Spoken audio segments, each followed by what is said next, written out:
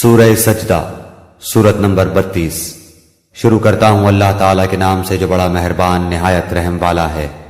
الف لام میم۔ بلا شبہ اس کتاب کا اتارنا تمام جہانوں کے پروردگار کی طرف سے ہے۔ کیا یہ کہتے ہیں کہ اس نے اسے گھڑ لیا ہے؟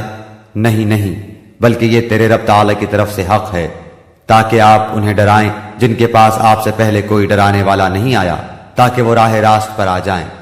اللہ تعالیٰ وہ ہے جس نے آسمان و زمین کو اور جو کچھ ان کے درمیان ہے سب کو 6 دن میں پیدا کر دیا، پھر عرش پر قائم ہوا۔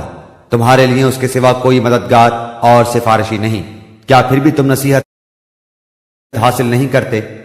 وہ آسمان سے لے کر زمین تک ہر کام کی تدبیر کرتا ہے، پھر وہ کام ایک ایسے دن میں اس کی طرف چڑھ جاتا ہے جس کا اندازہ تمہاری گنتی کے 1000 سال کے برابر ہے۔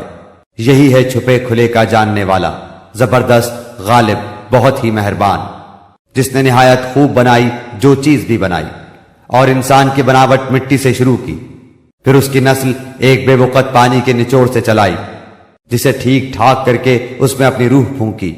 اسی نے تمہارے کان، آنکھیں اور دل بنائے، اس پر بھی تم بہت ہی تھوڑا احسان مانتے ہو۔ اور انہوں نے کہا، کیا جب ہم زمین میں رل مل جائیں گے کیا پھر نئی پیدائش میں آ جائیں گے؟ بلکہ بات یہ ہے کہ وہ لوگ اپنے پروردگار کی ملاقات کے منکر ہیں۔ کہہ دیجئے کہ تمہیں موت کا فرشتہ فوت کرے گا جو تم پر مقرر کیا گیا ہے، پھر تم سب اپنے پروردگار کی طرف لوٹائے جاؤ گے۔ کاش کہ آپ دیکھتے جبکہ گناہگار لوگ اپنے رب تعالیٰ کے سامنے سر جھکائے ہوئے ہوں گے، کہیں گے، اے ہمارے رب، ہم نے دیکھ لیا اور سن لیا، اب تو ہمیں واپس لوٹا دے، ہم نیک اعمال کریں گے، ہم یقین کرنے والے ہیں۔ اگر ہم چاہتے تو ہر شخص کو ہدایت نصیب فرما دیتے، لیکن میری یہ بات بالکل حق ہو چکی ہے کہ میں ضرور جہنم کو انسانوں اور جنوں سے پر کر دوں گا۔ اب تم اپنے اس دن کی ملاقات کے فراموش کر دینے کا مزہ چکھو، ہم نے بھی تمہیں بھلا دیا، اور اپنے کیے ہوئے اعمال کی شامت سے ابدی عذاب کا مزہ چکھو۔ ہماری آیتوں پر وہی ایمان لاتے ہیں جنہیں جب کبھی ان سے نصیحت کی جاتی ہے تو وہ سجدے میں گر پڑتے ہیں، اور اپنے رب کی حمد کے ساتھ اس کی تسبیح پڑھتے ہیں، اور تکبر نہیں کرتے۔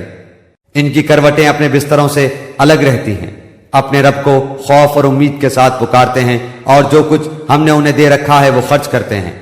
کوئی نفس نہیں جانتا جو کچھ ہم نے ان کی آنکھوں کی ٹھنڈک ان کے لیے پوشیدہ کر رکھی ہے۔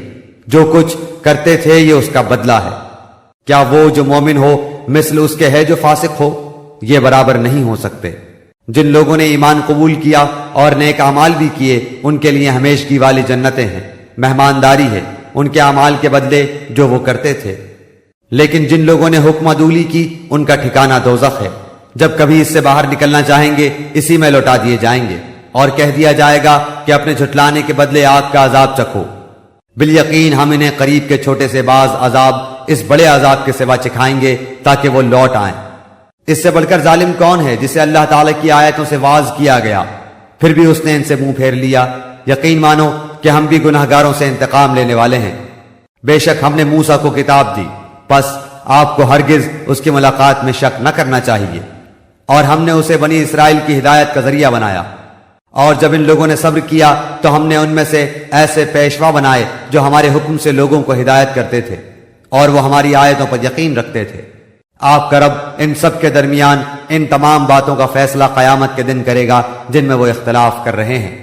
کیا اس بات نے بھی انہیں ہدایت نہیں دی کہ ہم نے ان سے پہلے بہت سی امتوں کو ہلاک کر دیا جن کے مکانوں میں یہ چل پھر رہے ہیں؟ اس میں تو بڑی بڑی نشانیاں ہیں، کیا پھر بھی یہ نہیں سنتے؟ کیا یہ نہیں دیکھتے کہ ہم پانی کو بنجر غیر آباد زمین کی طرف بہا کر لے جاتے ہیں، پھر اس سے ہم کھیتیاں نکالتے ہیں جسے ان کے چوپائے اور یہ خود کھاتے ہیں؟ کیا پھر بھی یہ نہیں دیکھتے؟ اور کہتے ہیں کہ یہ فیصلہ کب ہوگا؟ اگر تم سچے ہو تو بتلاؤ۔ جواب دے دو کہ فیصلے والے دن ایمان لانا بے ایمانوں کو کچھ کام نہ آئے گا، اور نہ انہیں ڈھیل دی جائے گی۔ اب آپ ان کا خیال چھوڑ دیں اور منتظر رہیں، یہ بھی منتظر ہیں۔